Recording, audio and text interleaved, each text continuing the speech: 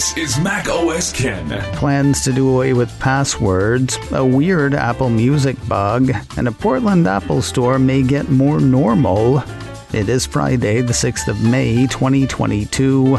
I'm Ken Ray, and this is news from Mac OS Ken, brought to you by yours truly and sponsored by Collide, endpoint security powered by people. Learn more and try it for free at KOLIDE collide.com/macOSCan. This show is also sponsored by Notion, one workspace for your whole team. Not all work collaboration tools are created equal. Some help you organize your company's information. Others let you manage projects together. Notion does both. It is one tool for your whole team to do it all. With powerful integrations and seamless navigation, you'll have everything you need in one spot so you can make speed your advantage without the silos and context switching that can slow companies down. And here's my favorite part.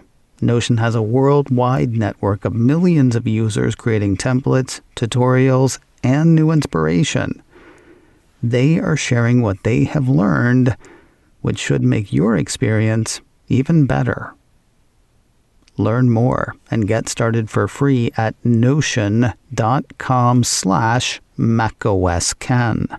That's notion.com/macOSCan to help you take the first step toward an organized, happier team today. NOTION.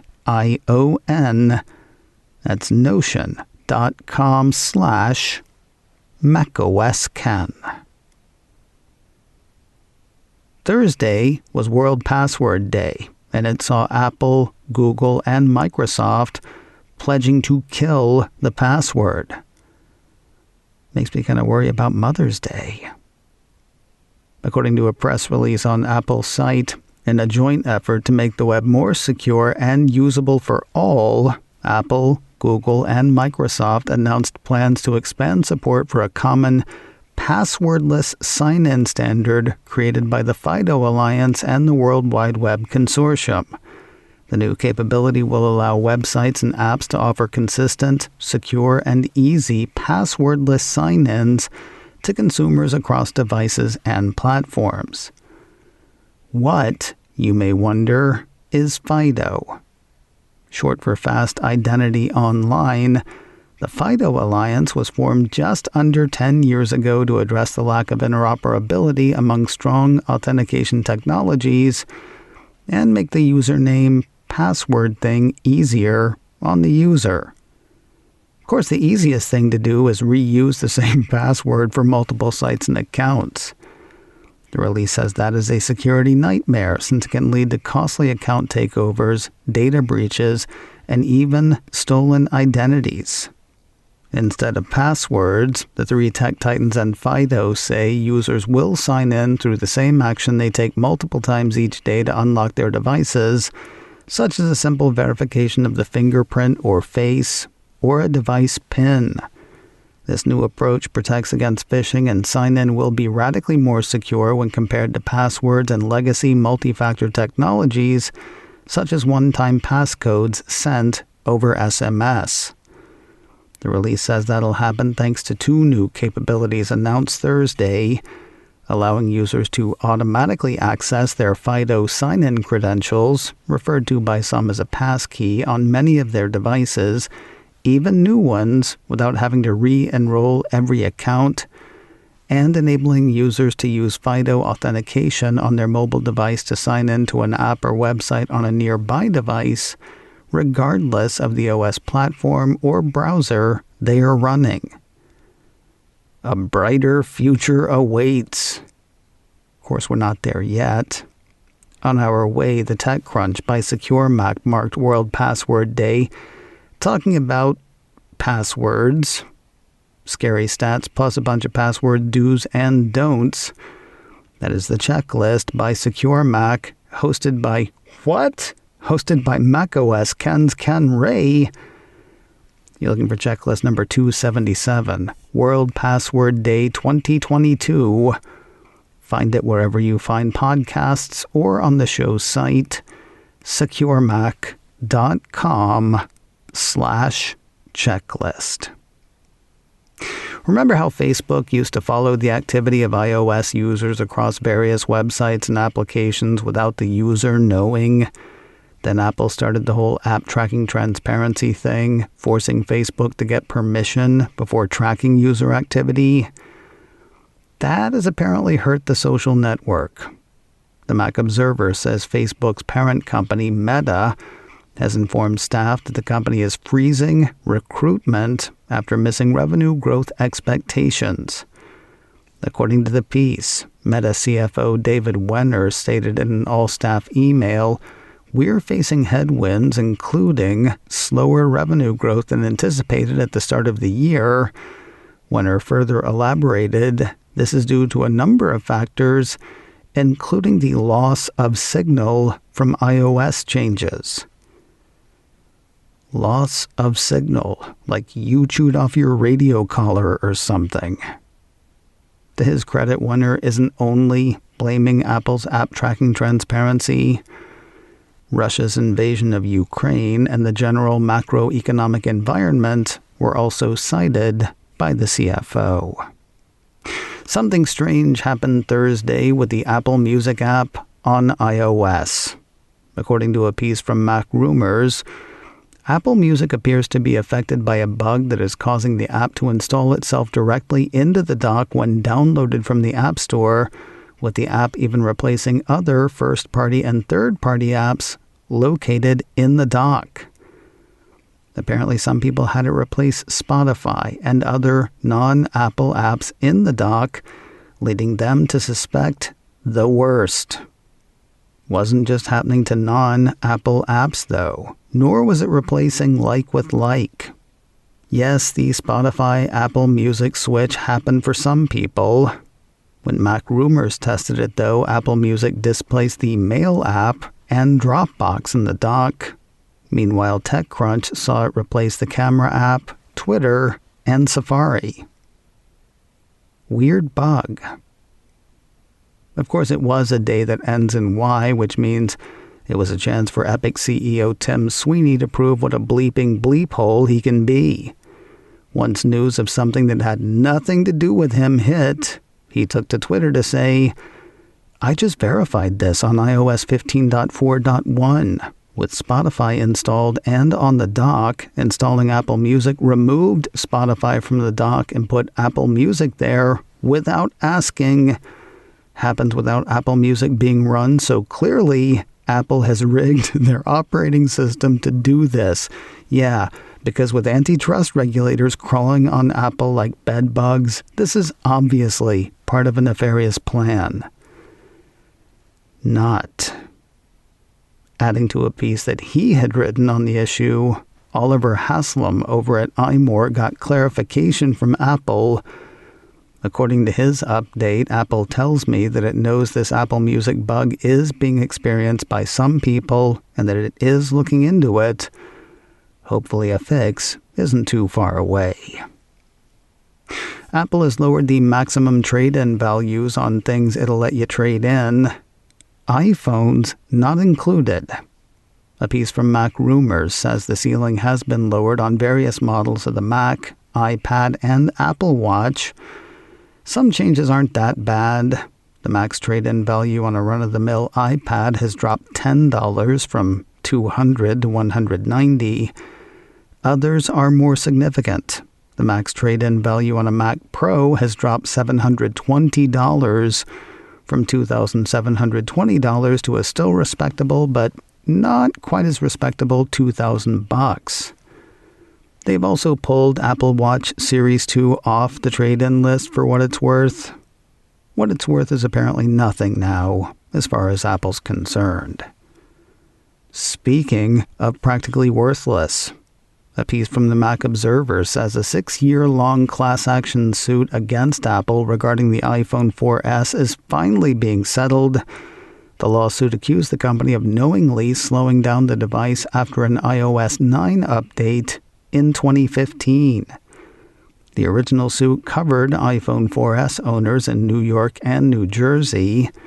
Apple has set aside $20 million to make the whole thing go away.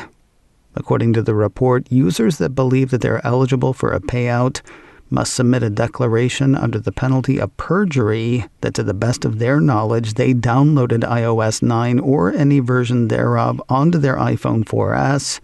Their iPhone 4S experienced a significant decline in performance as a result, are entitled to a payment of $15 per applicable device.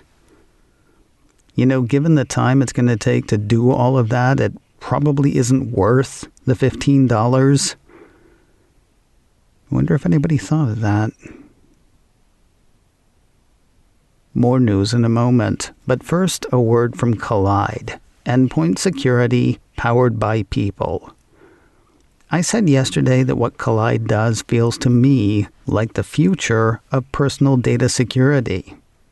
There are things buried in settings on an iOS device that will let you check on your security. You can go to Have I Been Pwned? You can run a good antivirus suite. There is a lot you can do to keep yourself safe if you think of it. If you run a business, there's lots your employees can do to keep your business safe if they think of it. But they don't know what they don't know, and that is where Collide comes in. Linux, Mac, Windows. Collide sends your people important, timely, and relevant security recommendations right inside Slack. Your people want to help keep your company secure. Collide wants to help them help you. It's not just telling them what to do, it's telling them why. That makes them smarter around security, which makes your business safer. What they do and how is impressive. Learn more with their free trial. Visit collide.com/macOSKen to sign up today.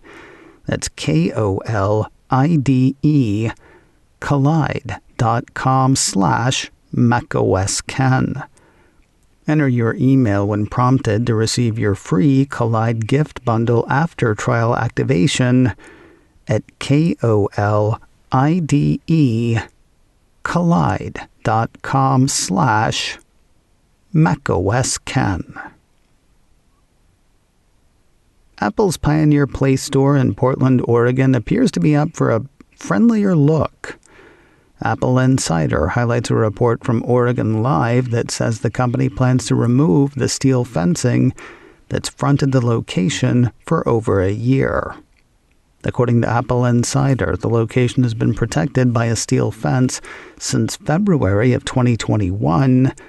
At that point, it had been closed for 9 months, in part because of the coronavirus lockdown. However, the store had also been looted and vandalized after the George Floyd riots in May of 2020. All of that, and there was a fire, though the store stayed open after the fire. Here's the thing, the store is surrounded on 3 sides by glass, which, it has been proven a time or two, is breakable.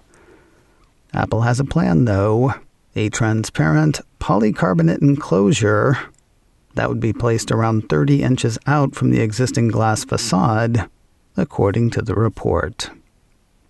From the streamer that brought you one series that had already been a movie, news of another series that has already been a movie. The Hollywood Reporter says Apple TV Plus is working on a series version of The Prince of Tides. That's the 1986 Pat Conroy novel that was made into a movie in 1991 that was nominated for 7 Academy Awards and won, and none of them.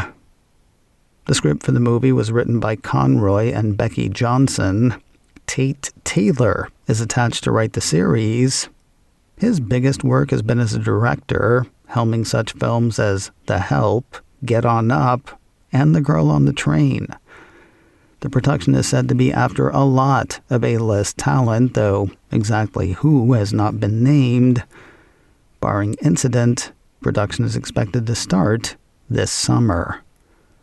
And finally today, add another big name to the call sheet for the last thing he told me. Deadline says Aisha Tyler is joining the cast of the Apple TV Plus limited series. Based on the book of the same name, the piece says the last thing he told me tells the story of Hannah, played by Jennifer Garner, a woman who forms an unexpected relationship with her 16-year-old stepdaughter while searching for the truth about why her husband, played by Nikolai Coster-Waldau, has mysteriously disappeared. Best known for her work in Fear the Walking Dead and as the voice of Lana in the animated for grown-up series Archer, Tyler will play Hannah's best friend, Jules. No word on when the series will make its limited run. macOS Ken, brought to you by me and sponsored by Notion, one workspace for your whole team. Learn more and get started for free at notion.com/macOSKen. This show is also sponsored by Collide, endpoint security powered by people. Learn more and try it for free at KOLIDE collide.com/macOSKen. Advertising handled by Backbeat Media, online at backbeatmedia.com. You can reach me a couple of ways. info@macosken.com or call 716-780-4080. Until next time, that is news from macOS Ken. I'm Ken Ray.